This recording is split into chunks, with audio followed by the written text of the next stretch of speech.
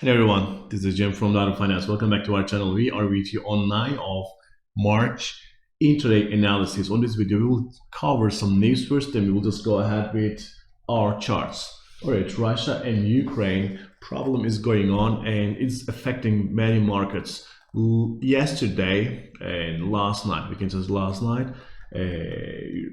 US and UK has banned all Russian Russian oil imports. They will just not buy Russian oil, and they have given like a 45 days period to complete their transactions and their transfers from already paid money. Then it will be just closed. All right, it will just get inside. We will just in these 45 days, if US cannot find solution with Iran and Venezuela, then we will enter another commodity high cycle. It will be interesting. And already this week we have seen three meetings, two with Iran and one with Venezuela. So these players, and also one more thing, these players will be important. And also one more thing, Aramco, Saudi Aramco CEO has just told that Saudi Arabia has 2 million barrel spare capacity. Until Venezuela and Iran talk, they didn't have any capacity, but right now suddenly they had 2 million capacity. This is the power of the diplomacy, and this is the best thing US diplomats know. So with Venezuela playing playing the Venezuela card, they are just pushing all other players. Then suddenly we may just hear that United Arab Emirates, yeah, let me just check, maybe I can just have another 1 million, and then Libya just can say, I just want to go back to my previous levels. So then instead of kind of scarcity and gap between supply and demand, we may see something different when we may see more oil than ever. That's another case. All right, this was news. All right, let's start with our first chart, US dollar and Japanese yen. As you can see here, US dollar is just getting momentum against Japanese yen, but how perfect you see these moves. It's just going up and down, up and down. And right now, at this point, dollar index has tested 99 level, and right now it's some kind of relaxing, and we see slowdown. If we see lower level of dollar index, we will see decline on that one, and because it's just like a higher and medium term, you see how perfect it's just moving. So it will just get closer to 116 probably on this level, and then it will just start to decline again.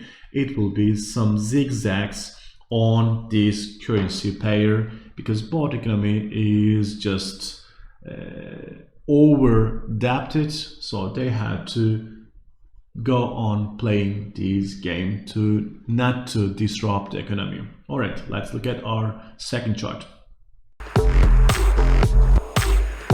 You are ready to win with us. GAN Markets.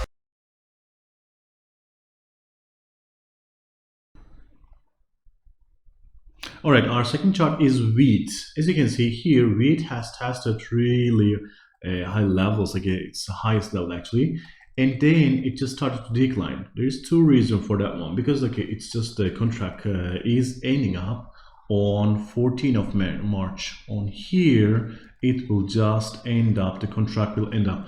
And another reason is these high prices cannot be sustainable because these are kind of speculative, and people just will find some other ways. For example, so countries cannot import any wheat from Russia, and Ukraine is already like losing that one because of the people are just fleeing, so they won't be able to harvest that crops. That's the thing. But countries always find solutions. For example, let's think about it. There is no sanction like imposed by African countries or China or India. So they may just kind of bridges on that one, and they may find solutions. And another thing, Russian leader Putin has just ordered that banning all the exports of wheat and oil to other countries. Probably it will be to sanctioned countries, like because China is also importing from Russia, so they don't want to have trouble on that one, because that's another key partner for Russia, and also with these sanctions they will just suffer economically, so it will be probably to Europe and some other countries. But still these European countries and US countries, they will just find some other backdoors to the sanctions of Russia. And just like Putin is just finding backdoors of the sanction using Chinese banking system. So it's both sides. That's why I'm just expecting these prices just to come back to at least 900 levels in the coming days.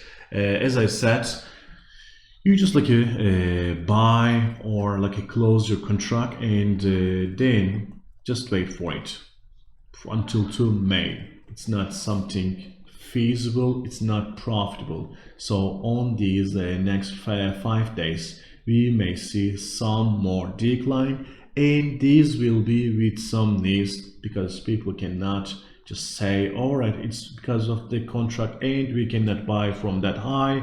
If the prices just drop in May, so we will lose a lot of money, that's why we are not buying. It won't like that. They will just find some good reasons to sell wheat and also oil. Please just be informed about this, and you can make really good amount of money if you just sell from these levels. All right, that's it.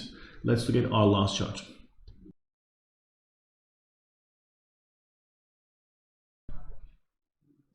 All right, we are just checking natural gas prices, because kind of it's not behaving as expected. Many people just expect it to rise a lot higher than these levels, but it's not happening. Still high. I'm not saying it's cheap right now, but compared to demand in oil and also dependency of Russian gas of Europe, it should go higher. It should have go higher. I'm not complaining. It's good actually. At least something is just helping global inflation slow down, and important. So at some point it will just stop, because the RSI is perfectly working in natural gas charts. At some point it's just like a slowing down, as you can see here, and from this point we can just see just slightly rise, because the weather in US starting to get normal. It's not like a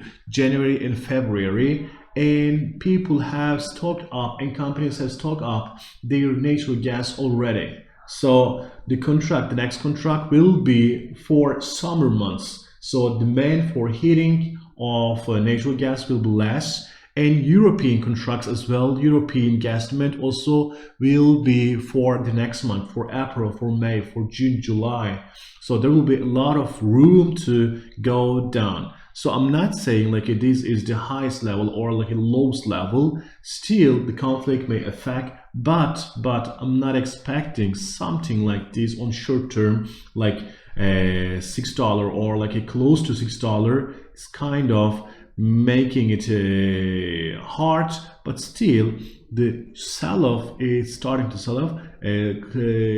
slow down. So it may come something like this, and then another move to here and spend some time over here, and another decline is possible in natural gas. It may just spend some time, and until the end of like March, then we can just see something stable at $4, $3.9, something like this is possible on coming term, because as I said, demand for natural gas for heating purposes will be less. It's all about it. Alright, thank you so much for watching us. We will be together on more news and then we will cover more charts with you. Have a nice and profitable day. Bye.